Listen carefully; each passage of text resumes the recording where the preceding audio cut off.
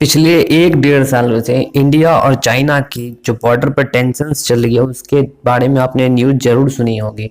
जो गलवान क्लैश हुआ उसके बारे में भी सुनी होगी। लेकिन जो चाइना है उसका बाउंड्री का डिस्प्यूट सिर्फ इंडिया के साथ नहीं है बल्कि बहुत सारे देशों के साथ है।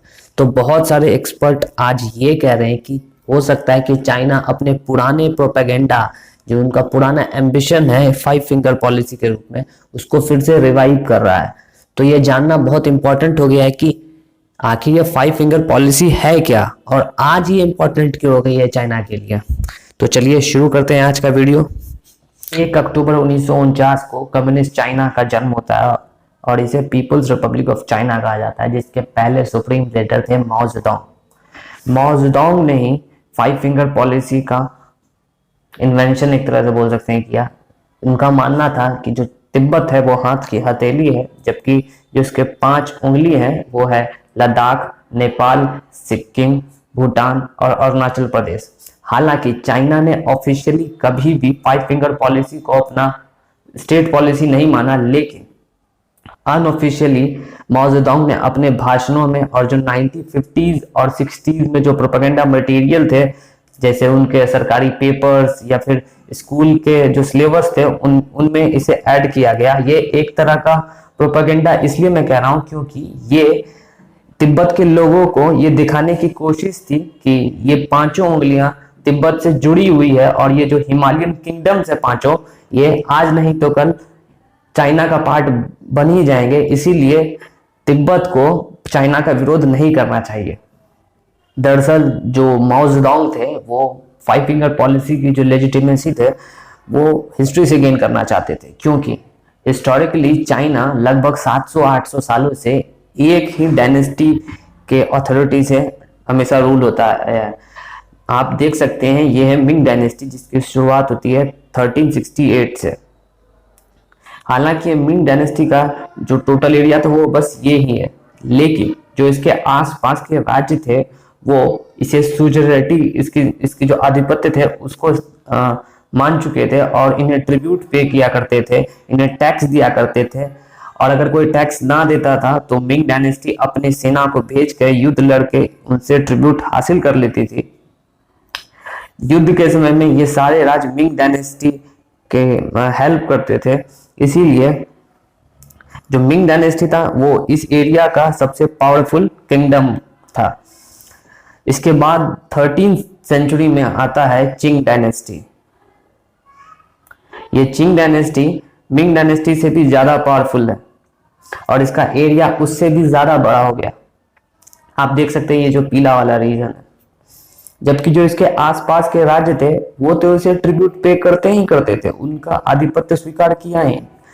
उसके बाद ये जो आपको ऑरेंज कलर में दिखाई पड़ रहा है साउथ ईस्ट एशियन नेशन, जैसे बर्मा, सियाम, लाओस, तो मतलब जो आज का वियतनाम है, लाओस है, कंबोडिया है, आज का म्यांमार है, उन वो सारे लोग इनको ट्रिब्यूट पे करते थे। नेपाल ने भी कुछ समय के लिए ट्रिब्यूट पे किया, यहां तक कि कोरिया के राजा ने भी इनको ट्रिब्यूट पे किया।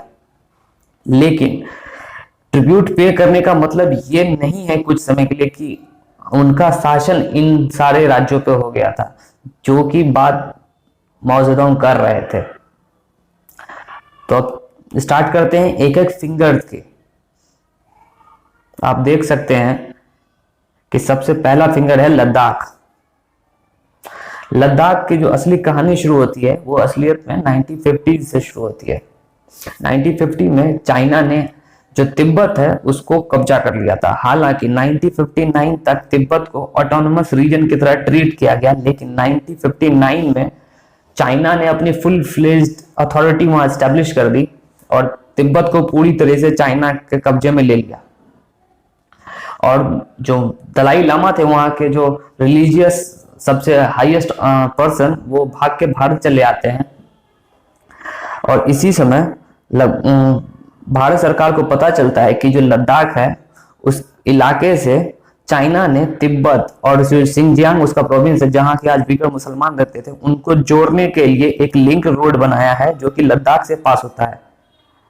इसके बाद इंडियन गवर्नमेंट ने पेट्रोलिंग के लिए इंडियन आर्मी को वहां भेजा और इसके बाद बहुत सारे क्लासेस स्टार्ट हुए और अल्टीमेटली जो और इसका रिजल्ट हुआ ये हुआ कि 1962 में एक फुल फ्लेज्ड वॉर हो गई और चाइना ने लद्दाख के एक बड़े हिस्से को कब्जा कर लिया, जिसे आज अक्साई चीन कहा जाता है। ये जो युद्ध हुआ था वो दो कारणों से हुआ था। एक तो चाइना का क्लेम था लद्दाख के कुछ पार्ट्स पे, और दूसरा इंडिया ने जो तिब्बत के सबसे हाईएस्ट रिलीजियस पर्सन थे दलाई लामा, उनको शरण दे दी थी और इंडिया इस युद्ध में हार गया और एक बड़ा हिस्सा चाइना को गवा बैठा।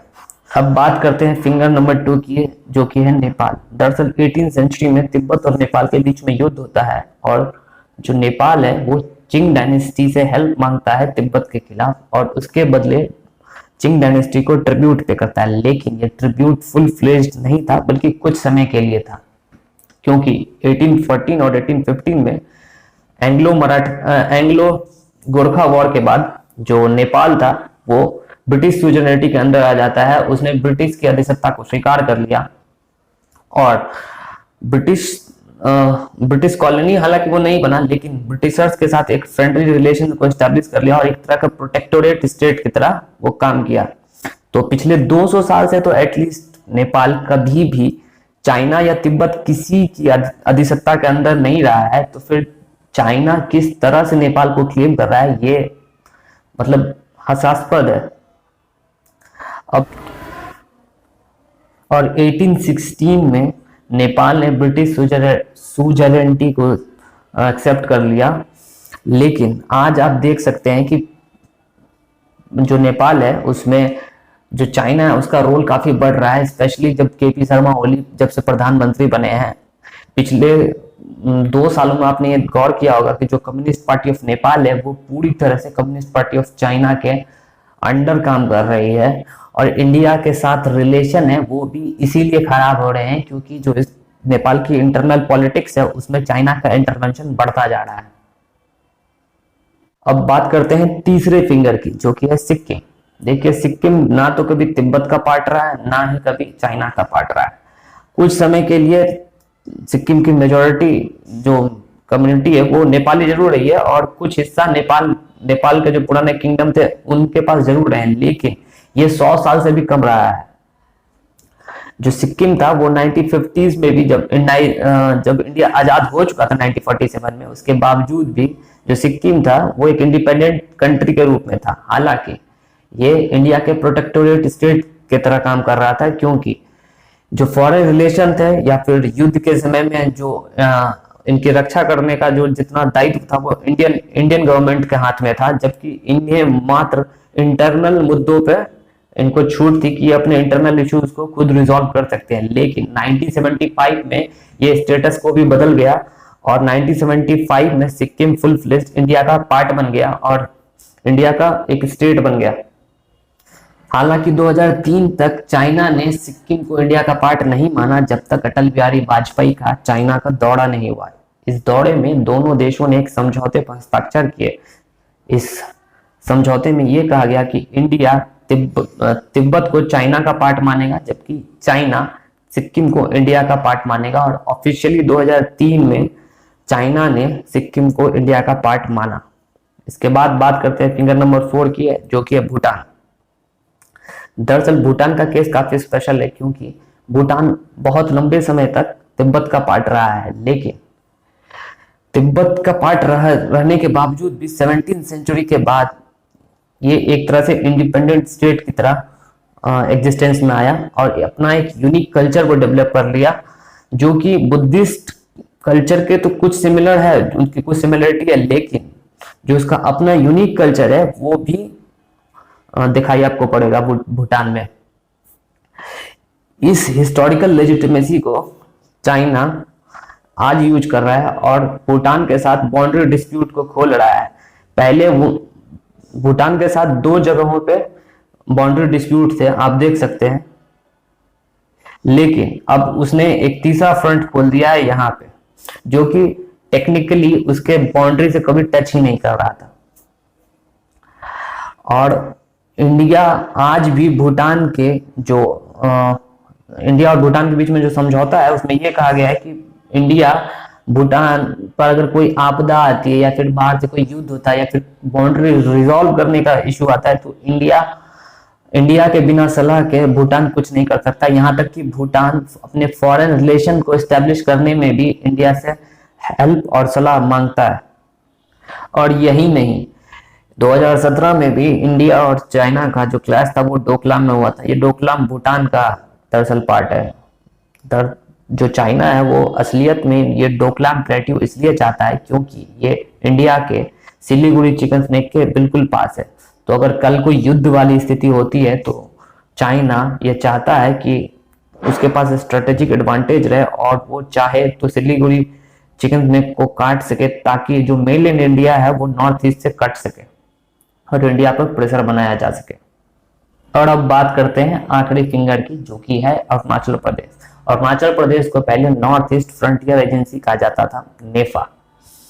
दरअसल इसकी जो शुरुआत होती है वो 1914 से शुरू होती है। 1914 में ब्रिटिश इंडिया और तिब्बत के बीच में बाउंड्री का डिमार्केशन शुरू होता है, जो कि शिमला में होता है।